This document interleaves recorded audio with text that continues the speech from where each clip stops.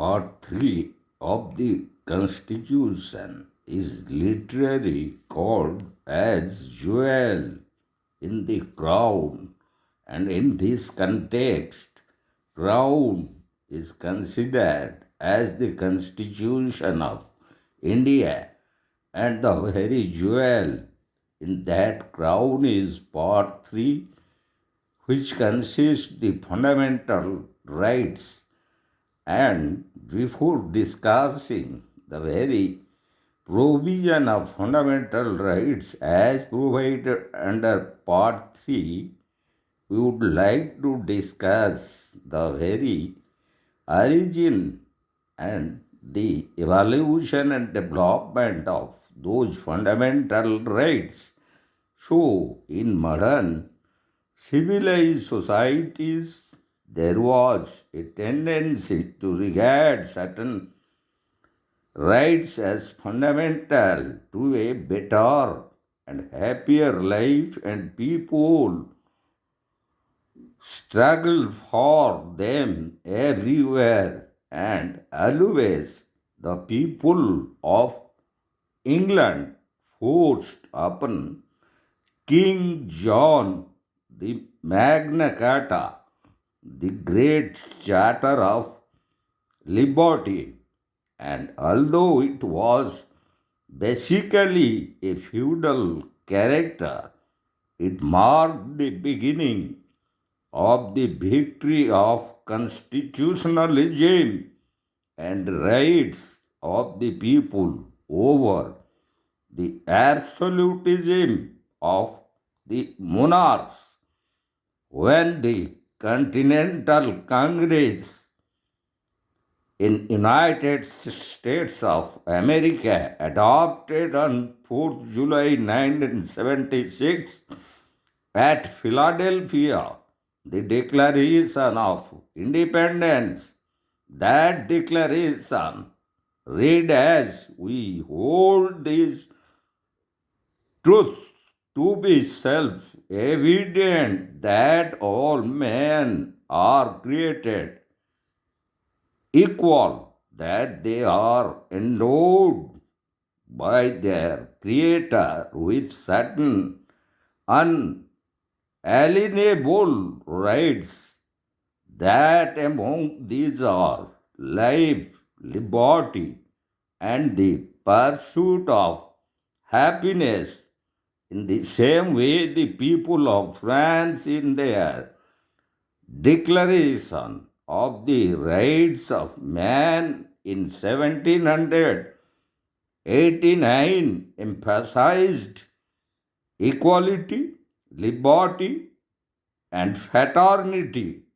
In the wake of the French Revolution, the revolutionary struggle started in several countries of Europe for constitutionalism and democracy, and those struggles ended only when absolutism of the monarchs came to an end.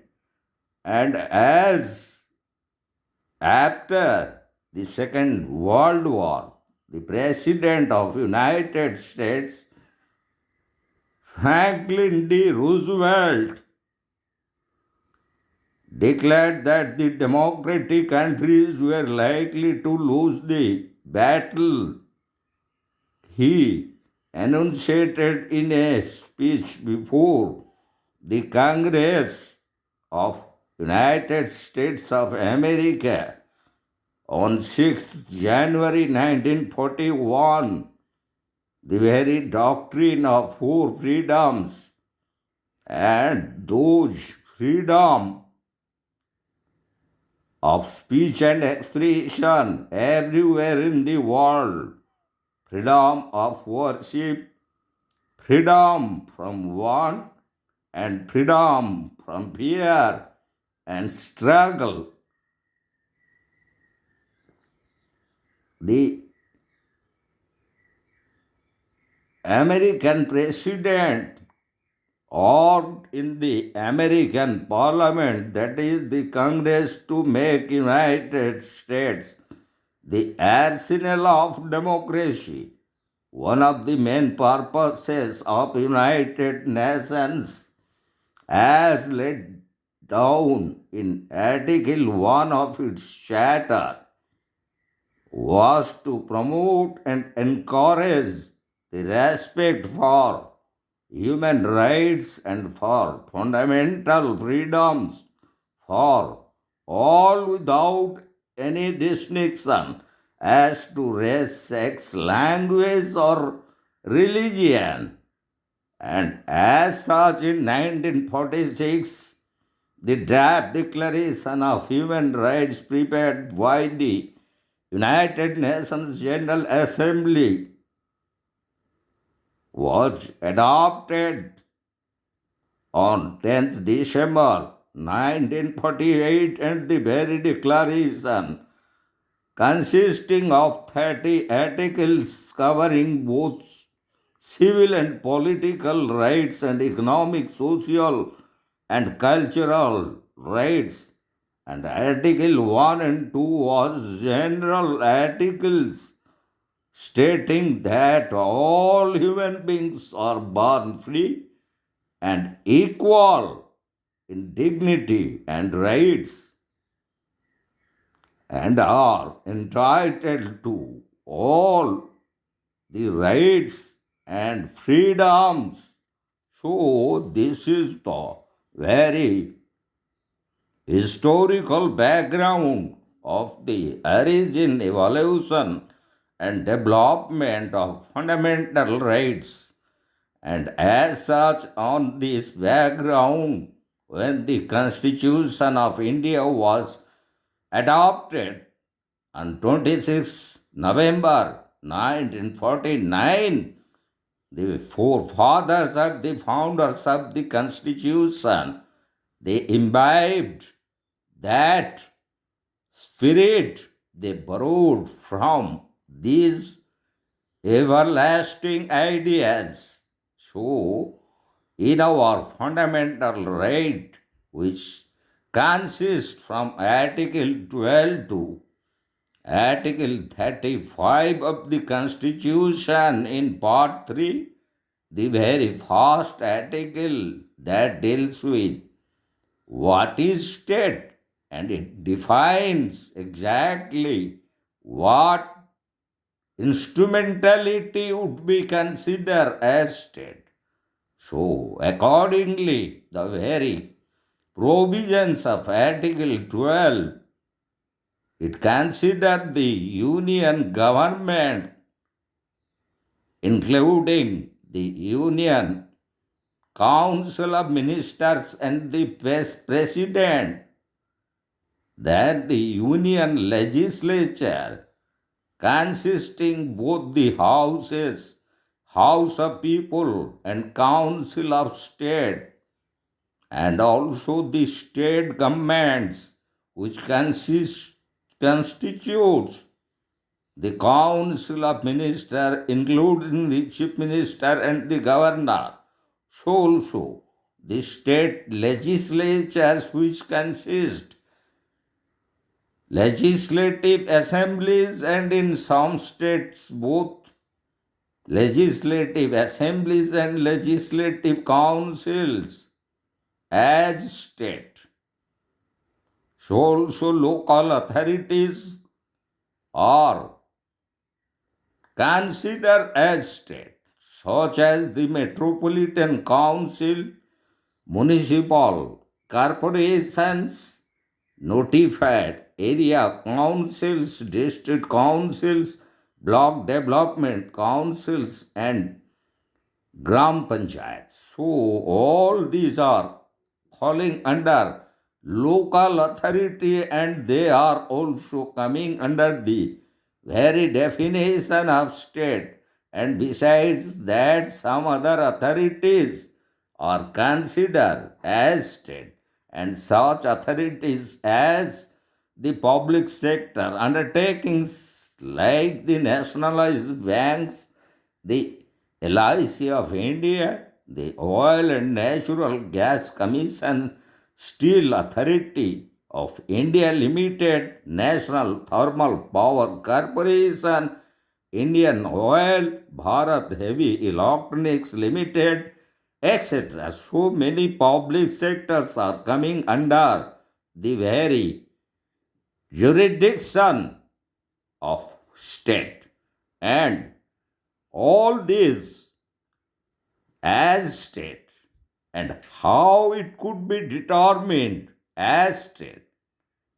The very essential test were declared in a judicial decision, and that was B. Hassan Ali versus the Director of Higher Education, Andhra Pradesh. In 1987, the Andhra Pradesh High Court formulated that essential test that if an instrumentality or institution is having substantial financial aid from the state, controlled by the government, either of the union or of the state, and if its performance is of public function and it is entrusted of governmental activities, then it would be considered as a state. And these essential tests are applied by our judiciary to determine which particular institution could be considered as state.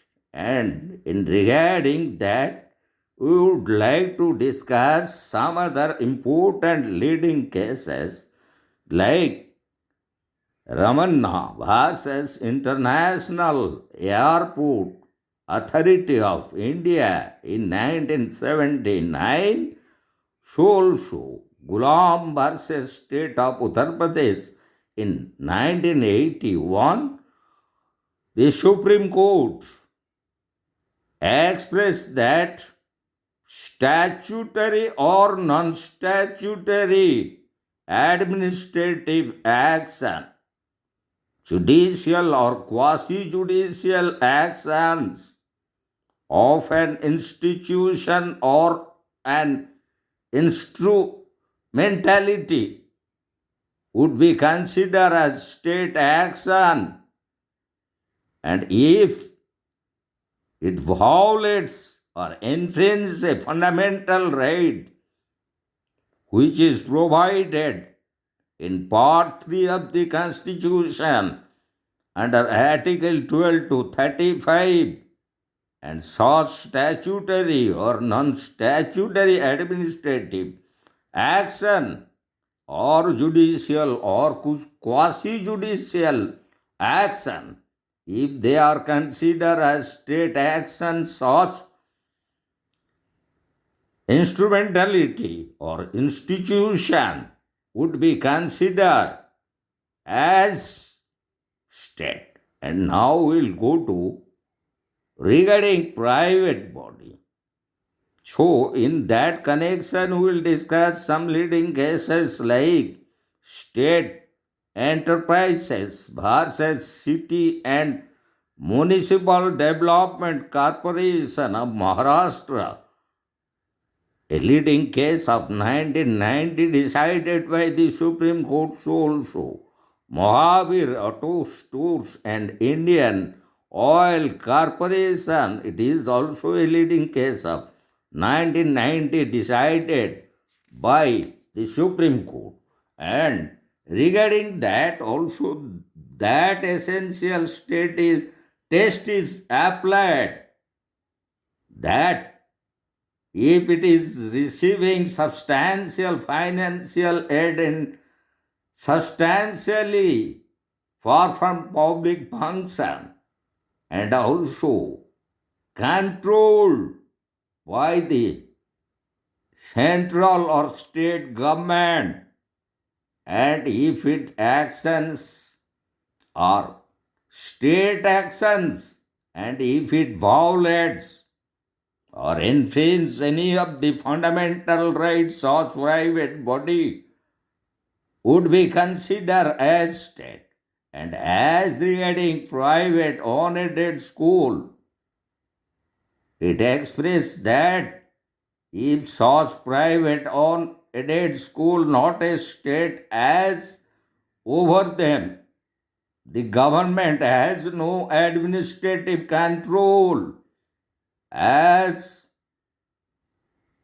their autonomy is provided under Article 30, Clause 1, which deals with the cultural and educational rights of the citizens. Under the fundamental rights also, it provides that the very fundamental right to run and establish their educational institution independently without state interference, as provided to the minorities in India, and this was decided in the leading case Shantiwala Sharma versus St. Paul's Senior Secondary School in 2001 by the Supreme Court. And now we'll go to the bank. So, in regard to that, we'll toss this aspect in our upcoming